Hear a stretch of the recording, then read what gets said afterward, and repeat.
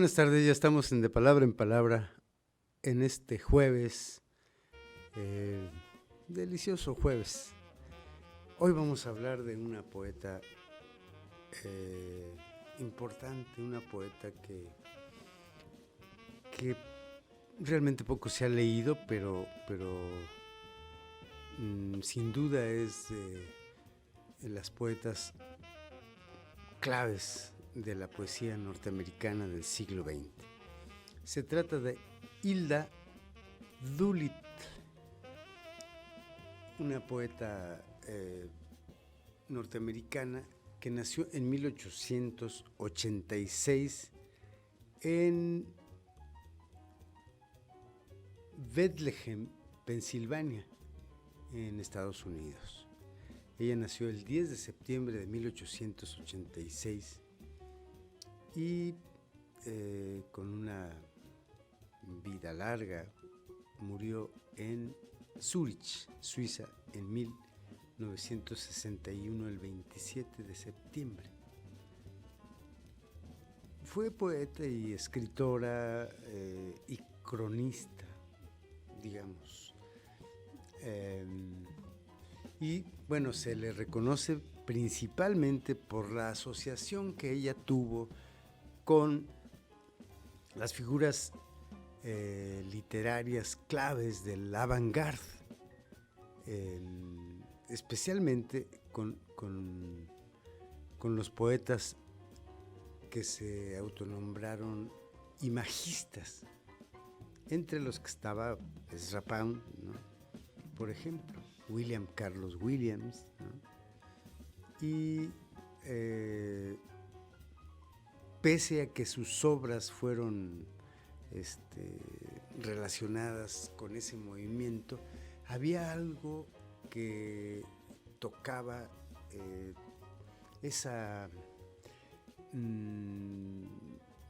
una especie de desvío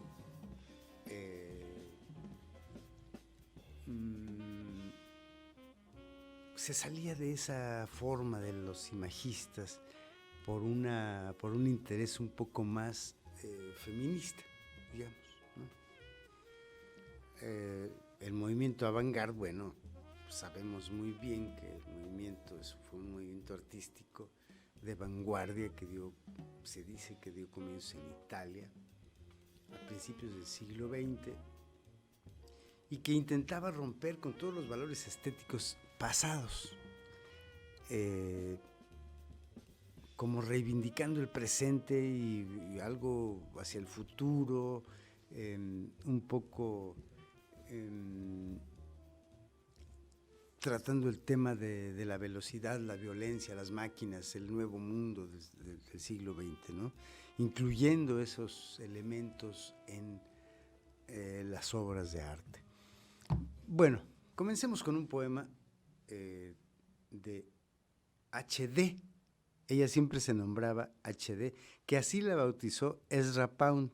Ya platicaremos qué pasó entre Ezra Pound y la poeta Hilda Doolittle. Bien, este poema que voy a leer se llama Leteo. Ella tenía como mucha provocación por la cultura griega la que estudió. Leteo, sabemos, es el río del olvido, el río donde los que se iban a bañar a ese río olvidaban toda su vida pasada terrenal. Es muy interesante en esa mitología. Bueno, Leteo. Ni piel, ni cuero, ni vellón te cubrirán, ni cortina de seda, ni refugio de cedro hallarás sobre ti, sobre vos, ni el pino, ni el abeto,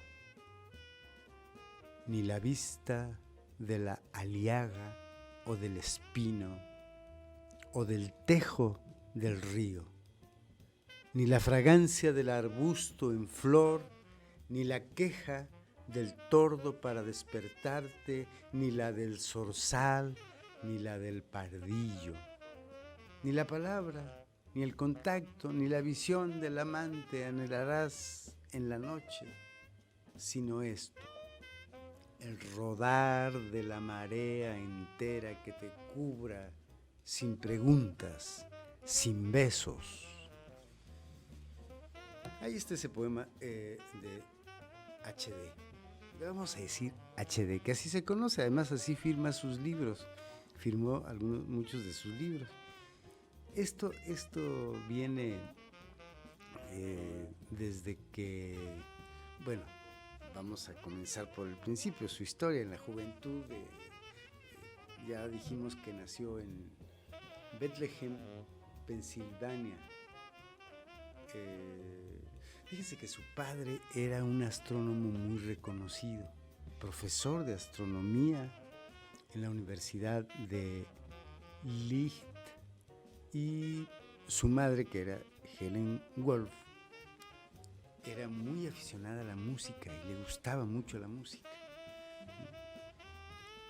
Su padre, más o menos cuando ella tenía unos 9 años, 1895, fue nombrado Flower Professor de astronomía, que era un título que la universidad le daba, la Universidad de Pensilvania le daba a los investigadores, intelectuales, científicos, profesores importantes. Después, ya poco después, cambiaron de vivienda, ¿no? Y uno de los suburbios afluentes de Pensilvania, ¿no? Ella fue a un instituto a estudiar que se llamaba Religious Society of Friends, situado en la Queens con Rice, en esas calles, ¿no? Y ahí se graduó en 1903, cuando ella tenía, ¿qué sería? De 86, 4, 14, 17 años. Y aquí voy a contar lo que pasó con Ezra Pound, ¿no? Ezra Pound vendría ahí a desempeñar un papel muy importante tanto en su vida privada, porque además se comprometieron con el poeta. Se comprometieron y pese a que sus padres no querían a Ezra Pound, ¿verdad? No era de su agrado. Ezra Pound fue fundamental para la vida de Hilda y sobre todo en las ideas sobre la literatura. Ezra Pound era un monstruo tremendo, ¿no? Habría que pensar que tenía Ezra Pound, era joven, ¿no? Pero era un monstruo del conocimiento, del estudio de la literatura, del conocimiento de las lenguas, por ejemplo, ¿no? Y en 1905 Ezra Pound le regala un libro de poemas de amor con un título que decía Hilda's Book. Bueno, ese mismo año, en 1905, asistió al Bryn Mawr College para estudiar literatura griega clásica. Ahí está su apego a la mitología clásica y a la filosofía griega. Pues escribió Leteo, luego escribió un poema sobre Helena, ¿no? En fin, creo que ahí fue un poco su descubrimiento de la poesía con el fracaso escolar, ¿no? El fracaso escolar y su mala salud, no era un poco enfermiza. Y bueno, ahí empezó a publicar a los 19 años, más o menos 18, 19 años, empezó a publicar con el seudónimo de Edith Gray. 2 años después, en 1967, Hilda y Pound se comprometen. Fíjense, ya contaremos la historia de lo que sucedió en Europa, ¿no? Después, años después, se comprometieron a pesar de que su padre no aprobaba esa unión, y para Hilda, para el señor padre, pues, se iba a Europa, Hilda, ¿no? Y el compromiso, obviamente, con Pound se rompe. Ahí está la historia. Digo, estamos hablando de una historia personal, ¿no? Ya seguiremos hablando de una historia personal porque tiene mucho que ver con su obra, tiene mucho que ver con su desarrollo literario, ¿no? Del que Pound, William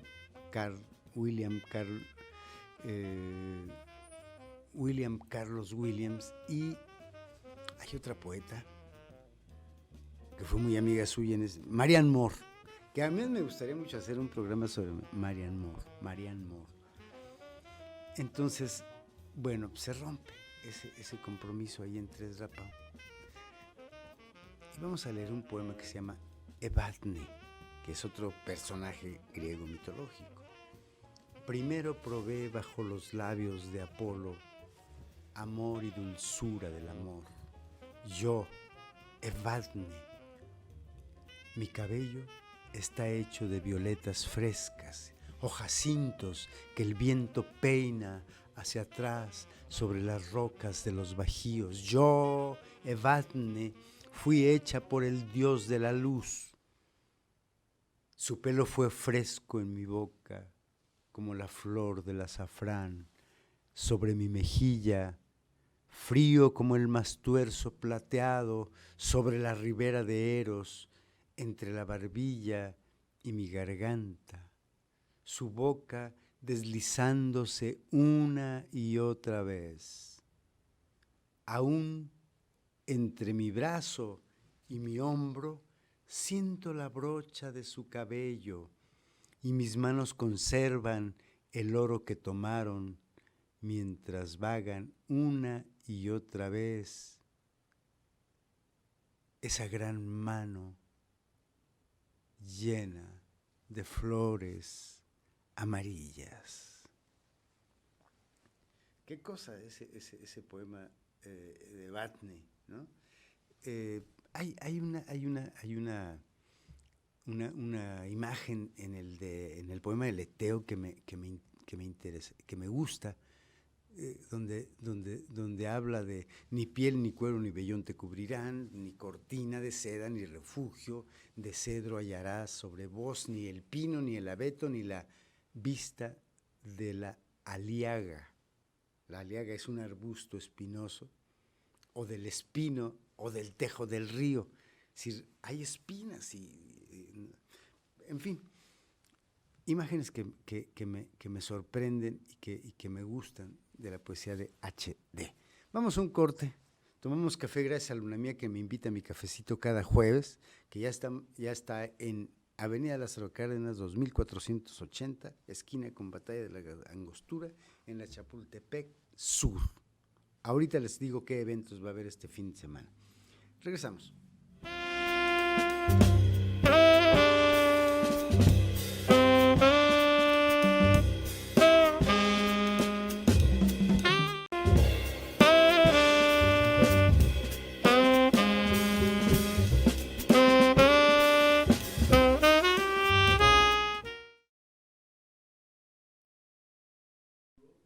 Ya estamos de regreso. Miren ustedes, cuando Hilda rompió con Ezra Pound, ¿no? Comenzó una relación con Frances Josepa Gregg, con una mujer. Y después de vivir más o menos entre 1910 y 1911 en Greenwich Village, en Nueva York, nada menos, ¿no? Greenwich Village era el barrio bohemio, ¿no? Era el tiempo en que ese barrio estaba lleno de artistas. Era un barrio mítico en Nueva York, eh, que yo tenía mucha inquietud por conocer, y es un barrio lleno de bares, de cafés, de galerías, de cosas así. Bueno, ahí vivió también Carson McCullers, ¿quién más? Norman Mailer, en fin, muchísimas personalidades que posteriormente fueron famosas en la literatura y en las artes, ¿no? Pintores. Bueno, ella vivió en Greenwich Village parte de 1910. Después se fue con Greg, con esta mujer, Frances, y la madre de esta, en 1911, se marcharon a Europa. Se fue a Europa. Gran parte de su formación importante en la literatura sucedió en Europa, y ahorita vamos a ver a quién encontró allá. ¡Qué barbaridad! Leemos un poema. Este se llama Helena. Toda Grecia odia la mirada fija en el rostro blanco, el brillo como de aceitunas donde ella se alza y las manos blancas. Toda Grecia desprecia su rostro pulido, pálido, cuando sonríe, odiándolo aún más cuando aumenta su palidez y su blanco, recordando encantamientos y males pasados.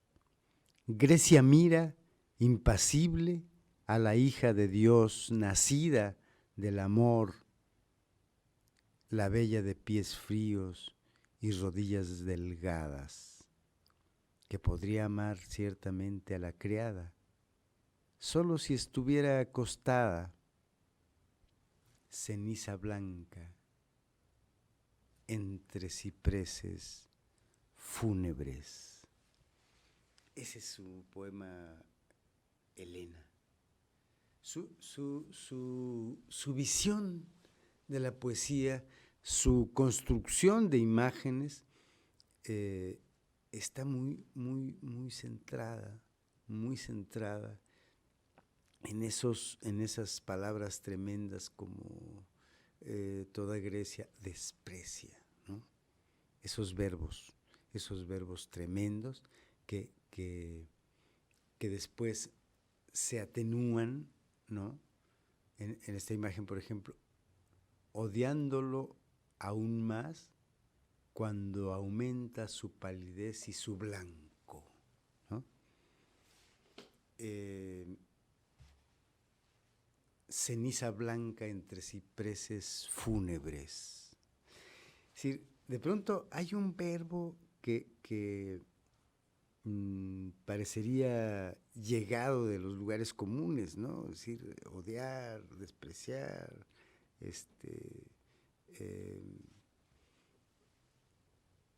mirar, ¿no? Pero después viene la imagen sorprendente, ¿no? Que hace que el poema tenga mucha más fuerza, ¿no? Bueno, pues se fue a Europa, decíamos. Ahora, era también un momento en la historia en que, pues, ella era una de las figuras de la bohemia, ¿no? Llega a Londres y ahora hay que reconocer una cosa. En ese entonces, la comenzaban a reconocer porque durante las primeras décadas del siglo, estaba un poco, se había redescubierto ya con mucha más precisión y amplitud la cultura griega, que se vino a conocer con más precisión en el siglo XIX. Y además hay otra cosa aquí importante, ¿no? Hay que ver cómo su poesía se parece a Safo, a la de Safo, de la poeta griega, ¿no? La poeta antigua griega. Y la exploración del conflicto entre la atracción que ella tenía por el amor lésbico y por el amor heterosexual. decir, hay una cosa muy interesante en su obra en general, ¿no? Hay un libro al final de su vida que escribe sobre estas tremendas dudas que ella tenía y sobre estas preguntas más bien, ¿no? Porque no eran dudas, es decir, ella tuvo parejas mujeres y parejas hombres, ¿no? Incluso con alguna de sus parejas compartieron un amante, hombre. En fin, aquí hay unas notas sobre, digo, se casó y tuvo hijos, ¿no? También. De forma regular siempre buscó amantes de ambos sexos, además de tener un compañero que tuviese, además del compañero con el que tenía una relación de habitar juntos un lugar, ¿no? Es decir, una casa. Su poesía más reciente, su poesía ya digamos más después de la Segunda Guerra Mundial, digamos, ¿no? Explora también temas de la épica, ¿no? Habla de la violencia y la guerra. Hay una etapa antes. Recordemos que ella vivió la Primera Guerra Mundial y murió su hermano. Su hermano murió en la Primera Guerra Mundial como soldado, ¿no? Entonces, para ella fue un golpe tremendo. Y cuando empieza a olfatear que Hitler, que la guerra, que todo esto, hay un momento durísimo para Hilda que le sobreviene una paranoia infernal, ¿no? Obviamente por la experiencia que había tenido de la muerte de su hermano, ¿no? Y creo que fue galardonada también, no hay que olvidar, con la medalla de la Academia Americana de las Artes y las Letras, nada menos. Aquí viene una parte muy importante. Ezra Pound, el poeta, llevaba ya algún tiempo viviendo en Londres. ¿Por qué se fue a Londres? Donde había empezado a moverse en un círculo de poetas muy importante y que se reunían en el restaurante. Un restaurante que está en Soho, ¿no? No pude encontrarlo yo porque tenía esa referencia del Eiffel Tower, Torre Eiffel, se llamaba el café, donde iba Ezra Pound y se reunía con varios poetas. Miren, acuérdense muy bien que Ezra Pound le corrigió a Eliot Tierra Baldía, nada menos. Entonces, bueno, el peso de Pound era tremendo, ¿no? Además, bueno, su obra, sus disertaciones sobre la poesía. Hay un libro muy bueno que se llama El arte de la poesía de Ezra Pound, que en México está publicado por Joaquín Mortiz. Y son especies de consejos, no consejos moralinas para escribir poesía, ¿no? Sino consejos técnicos y existenciales ante la poesía. Es decir, ¿qué debe hacer un poeta? ¿Qué hace un poeta? ¿Qué hace un hombre que escribe poesía? ¿Qué debe cuidar? ¿Qué rutas debe seguir en el lenguaje? ¿Cómo traer de la vida, ¿no?, las vivencias, la memoria, las emociones, las cosas, y convertirlas en palabras? Se nos fue el tiempo de este bloque. Bueno, seguimos hablando de Ezra Pound en Londres y su encuentro con H.D. Regresamos.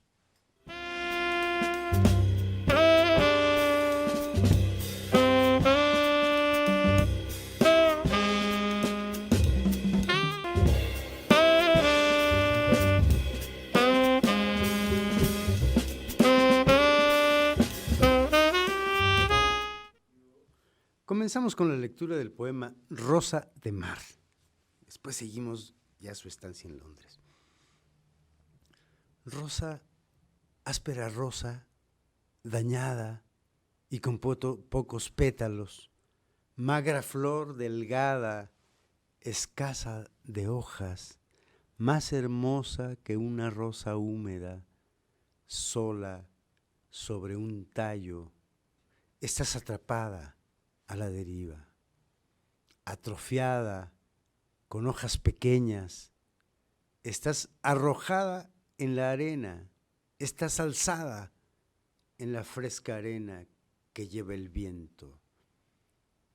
¿Podrá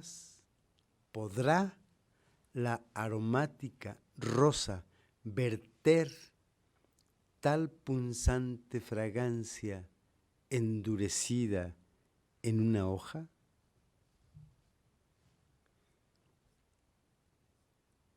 Vamos a leer este otro poema que en el siguiente bloque se me fue. Se llama Los misterios permanecen.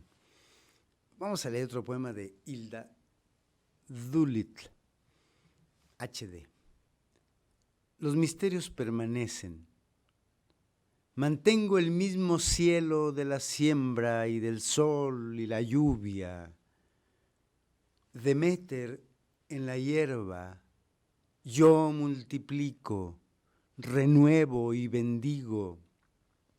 Baco en la vid, mantengo la ley. Conservo los genuinos misterios, los primeros de estos en nombrar a los vivos muertos. Yo soy el pan y el vino, conservo la ley, mantengo los genuinos misterios, yo soy la vid, las ramas, tú y tú. Qué poema de los misterios permanecen. Una gran poeta, sin duda. A mí me apasiona leer la poesía de Hilda. Bueno, tengo 2 libros que recomendar hoy y tengo también 2 anuncios que hacer. Pues el primero es el anuncio. Mañana viernes habrá una conferencia sobre el sueño y la familia, una disertación sobre algunos psicólogos que será en Luna Mía a las 8 de la noche. Es sobre cómo dormir bien. ¿Cuántos no padecemos insomnio, no? ¿Cuántos de pronto despertamos y ya no nos podemos dormir? ¿O cuántos se nos sube el muerto? ¿Cuántos roncamos? ¿Cuánta cosa misteriosa del sueño? Bueno, este grupo de psicólogos dan una conferencia y hablan sobre cómo es el sueño, qué será mejor para dormir. En fin, y los 2 libros que tengo para recomendar son una antología poética seleccionada y prologada por Gabriel Said de Manuel Ponce, poeta michoacano, sacerdote él, magnífico poeta que bueno, está en las letras mexicanas, Fondo de Cultura Económica. Es un poeta que debemos conocer en Michoacán, es de los mejores poetas mexicanos que lo han hecho a un lado de las cúpulas, ¿no? Bueno, ese es un libro de Manuel Ponce que hay que dedicarle un programa también. Y este libro, que es el Premio Nacional de Dramaturgia escrita por mujeres, Incendia 2022. La bóveda del fin del mundo o la nada aumentada, de Rita Gironés. Una dramaturga, pues joven, española, catalana, que vive desde hace mucho tiempo en Morelia. Pues ganó este primer Premio Nacional de Dramaturgia escrita por mujeres. ¿Y por qué anuncio el libro? Porque el sábado, hoy estamos a 14, mañana 15 es lo del sueño en Luna Mía Café, y en Luna Mía Café el sábado de 16 a las 8 de la noche tendremos la lectura en atril de esta obra. Es muy interesante porque ganó un premio de mujeres y los personajes son hombres. Aquí todos los personajes son hombres. En fin, una obra de teatro deliciosa que yo tengo el gusto de haberla leído antes de que se publicara y antes de que ganara el premio. y una obra muy interesante, beckettiana. También a Rita, como a mí, le gusta mucho Samuel Beckett, es nuestro santo patrono. Y bueno, los invito a que el sábado a las 8 de la noche asistan, que además es un evento con causa. Hay que donar 100 pesos para una persona muy joven que está luchando por vivir.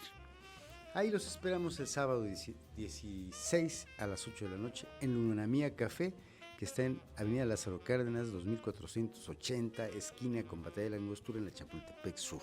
Ahí los esperamos. HD ya llega a Londres. Y es muy curioso cómo se encuentra con Ezra Pound, ¿no? Y Pound, quien ya lleva tiempo viviendo en Londres, se reúne en ese café mítico que les decía, Eiffel Tower. Y entonces, un día, fíjense, se reunían, quizá un día a la semana o 2 días a la semana, no lo sé, pero para discutir la reforma de la poesía contemporánea a través del verso libre. Recuérdese que en el siglo XIX ya había nacido el verso libre. El padre del verso libre es nada menos que Walt Whitman. Baudelaire también, ¿no? En ese entonces nacía el verso libre, ese híbrido poético, esa armadura del poema distinta, ¿no? Que finalmente, y estos en ese tiempo, ya en el siglo XX, por supuesto, se reunían para discutir la reforma de la poesía contemporánea a través del verso libre, la tanka y el haiku. Se discutían esas formas, y también como se reunían para eliminar toda esa verborrea innecesaria de los poemas que decían cosas de más. Había que, viene en el siglo XX, viene el poema más sintético, ¿no? Pese a que sea en prosa, ¿no? Bueno, después de que ya Hilda HD llega a Inglaterra, mostró a Pound algunos poemas, ¿no? Algunos poemas que había escrito. Sus primeros poemas fueron escritos para niños. Hay un libro pequeño para niños y que fue publicado en un periódico religioso a los 16 años, por ahí más o menos. Cuando HD le muestra a Pound los poemas, Pound se mostró totalmente impresionado. Y descubre que había ideas similares a las de Pound. Bueno, habían tenido una relación intelectual antes, mucho antes, cuando Hilda tenía 19, ¿no? Y Pound había influido tremendamente, además amorosamente, con Hilda. Habían tenido un romance que fue roto, ¿no? En fin. Y bueno, entonces, en ese círculo de poetas, Ezra Pound la presentó junto con otro poeta que se apellidaba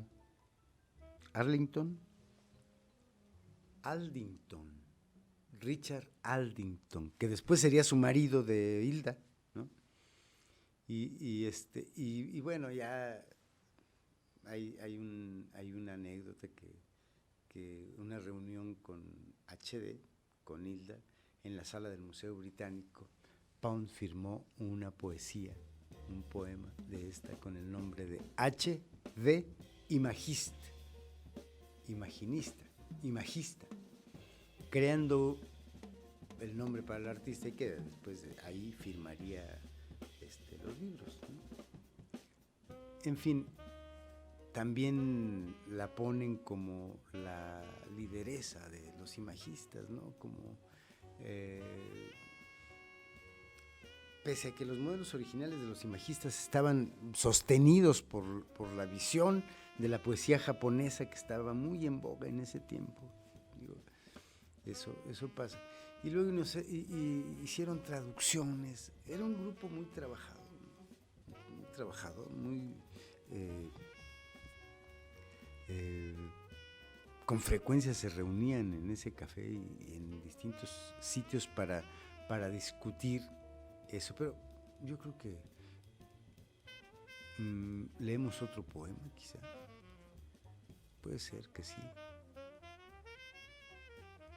Leemos Azar. ¿Qué tal? El azar dice, ven aquí. El azar dice, ¿resistirías partir? El azar dice, amor, no hemos amado por casi un año. ¿Resistirías esta soledad? Yo no.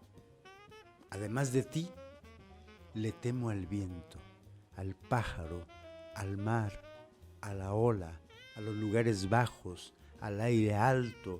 Oigo funestas amenazas por todas partes. Me asusto con el viento en el sicomoro. No puedo soportar nada más. El azar dice, querida, estoy aquí. ¿No me quieres más? Qué poema tan abierto, ¿no? Tan profundamente abierto. Hay otro poema que me gusta mucho.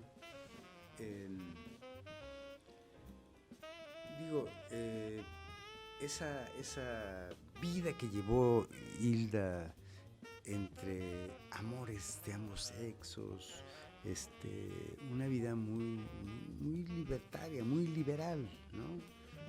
Muy interesante para esa época, ¿no? Este poema se llama Las traviesas de viento. Más blanca que la corteza, por la marea a la izquierda, se produce una picadura por la arena arrojada y las conchas rotas. Ya no dormir en la prueba de viento, nos despertamos y huyeron a través de la puerta de la ciudad. Noche, la luz pasa de canto a canto, de flor en flor. La hipáticas ampliamente extendida bajo la luz, crecer desmayo, los pétalos alcanzan hacia el interior, las puntas azules se doblan hacia el corazón más azul y las flores se pierden, los cornejobrotes siguen siendo blancos, pero las sombras dardo de las raíces cornejo, pelos de punta negros desde la raíz hasta la raíz, cada hoja corta a otra hoja en la hierba, sombra, sombra, sombra, sombra busca. Entonces, tanto la hoja y hoja de sombras se pierden. Es un poema complejo, ¿no? Un poema, digamos, modificando un ruido interesante, un ruido musical y un ritmo impreciso, ¿no? Vamos a un corte, regresamos, seguimos hablando de HD y leemos algunos poemas más. Regresamos.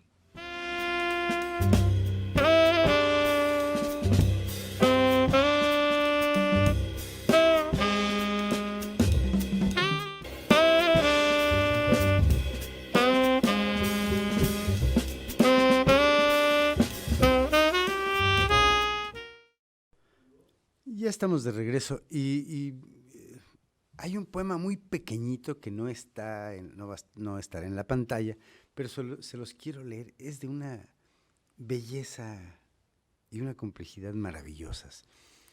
Se llama La Laguna. Dice, ¿estás vivo? Te toco. Te estremeces como un pez marino. Te cubro con mi red. ¿Qué eres? Pez anillado. Ese es el poema, es un poema breve. ¿Qué eres, pez anillado? ¿No? Esa pregunta final es tremenda. Le pregunta, ¿estás vivo? Te toco, te estremeces como un pez marino, te cubro con mi red. ¡Qué cosa! ¡Qué imagen! Es una imagen amorosa también, ¿no? Que me parece que sabía muy bien de esta, pues de la vida, ¿no? Y de qué otra cosa saben los poetas, sino de la vida, ¿no? Que en resumen, los posibles lectores y los lectores ausentes de la poesía desaprovechan, ¿no? Desaprovechan esa experiencia que tiene, una experiencia que no es nada nuevo. Todos los hombres, todas las mujeres, todos los seres humanos tienen experiencias con el mundo. La diferencia entre el poeta y un hombre cualquiera es que el poeta, la experiencia, la resignifica y puede tener hallazgos sobre la vida, sobre el mundo, sobre las cosas, sobre todo, sobre la sensibilidad, sobre las emociones, sobre el corazón, sobre el alma, sobre todo eso. Puede tener revelaciones mayores por su ejercicio. No hay nada de divino en esto, ¿no? Entonces, en este relacionarse de Hilda con estos poetas y pues vivir una vida disipada, ¿no? Es decir, pasa la Segunda Guerra Mundial y ella la sufre mucho porque la pasa en Londres. Hay un libro de Elias Canetti que habría que averiguar si por ese entonces Hilda Dolittle se encontró con Elias Canetti. Hay un libro de Elias Canetti recordemos que Elias Canetti escribió siempre sus memorias, ¿no? Es más, acaba de salir, debe salir un libro pronto en el 24, me parece. Él dejó dicho cuándo salieran sus libros, ¿no? Hay un libro que se llama Londres bajo las bombas y habla de infinidad de gente que estaba en Londres. Entre ellos habla muy de Eliot, ¿no? Habla de Irish Murdoch, ¿no? Habla de una comunidad ahí muy importante de intelectuales y artistas que están refugiados en Londres. Y Hilda y una mujer de apellido Brahiger pasaron la totalidad de la Segunda Guerra Mundial en Londres, tiempo en el cual ella escribió un libro que se llama The Gift, una memoria de su infancia y su vida familiar en Bethlehem, en Pensilvania. Ahí reflexiona sobre la gente y los sucesos de su pasado que ayudaron a convertirse en escritora. Es una exploración que hace Hilda de manera muy profunda del por qué amó escribir, por qué sufrió escribir, por qué padeció escribir, ¿no? Que es seguro, ¿no? Aquí nombran a Ezra Pound y a T.S. Eliot, ¿no? Dice, hay un poema que tiene 3 partes sobre el bombardeo en Londres, se llama The Blitz. Forma parte del grupo de poemas denominado junto con Pisan, cantos de Ezra Pound y Little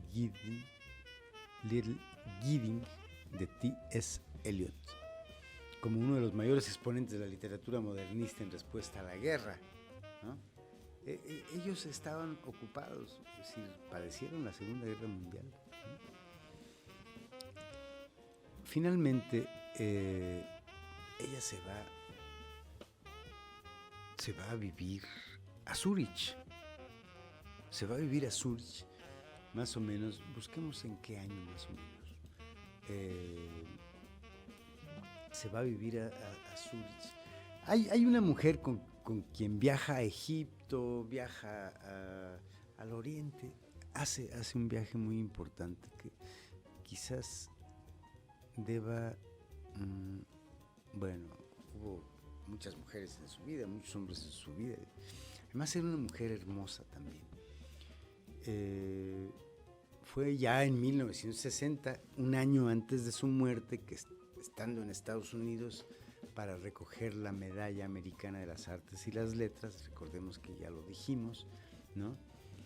Y mientras volvía a Suiza, sufrió un infarto en julio de 1961 y murió un par de meses después en la Klinik Hirslanden de Zúrich.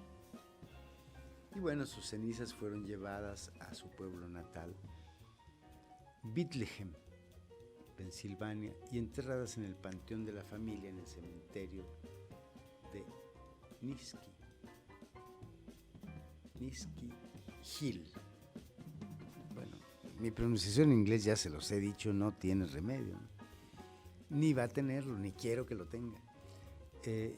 Fueron enterradas el 28 de octubre del 1961. El epitafio, fíjense, el epitafio de Hilda, no lo leo en inglés porque ni los que saben inglés van a entender mi pronunciación. Dice: puedes decir, flor griega, el éxtasis griego reclama para siempre a aquellos que murieron siguiendo la medida perdida de intrincadas canciones. Ese es su epitafio. Ahora, no crean que era tan famosa en ese tiempo, ¿no? El redescubrimiento de Hilda Dodley HD, fue en los años 70, ¿no? Y coincide con el surgimiento del feminismo, o el surgimiento del feminismo que fue en los años 70 con mayor fuerza, y de la crítica literaria feminista se encuentra mucho que estudiar en el análisis de los papeles asignados, ¿no?, a Hilda Dodley. Hay mucho del valor de las mujeres, ¿no? Del valor del feminismo, ¿no? Era como una parte importante en la vida de Hilda, y que, bueno, yo tenía un libro por aquí, muy cercano, pues, no lo tengo, lo firma HD, es una antología poética, que si mal no recuerdo lo tradujo Pura López Colomé, no estoy seguro, ojalá que no me equivoque. Pero bueno, su modelo de escritura ha servido para muchas mujeres poetas, ¿no?, que trabajan siguiendo esa tradición modernista de actualidad. Nos despedimos ya nos despedimos, Dante. Vamos a despedirnos con un poema que se llama Jardín Protegido, y que es un poema importante. Muchas gracias por habernos visto, y dice: Jardín protegido. Ya tuve suficiente. Respiro con dificultad. Todos los caminos se terminan, todas las calles, todos los senderos al final llevan a la cima de la colina. Después, una aminora el paso o encuentra la misma pendiente del otro lado y se lanza. Ya tuve suficiente. Claveles, clavelinas, siempre vivas, hierbas, berros. Oh, por el latigazo de una rama, en este lugar no hay olor a resina ni sabor a corteza, a pasto común, aromático, astringente. nada más canteros y canteros de claveles perfumados. ¿Alguna vez vieron bajo techo frutas que busquen la luz?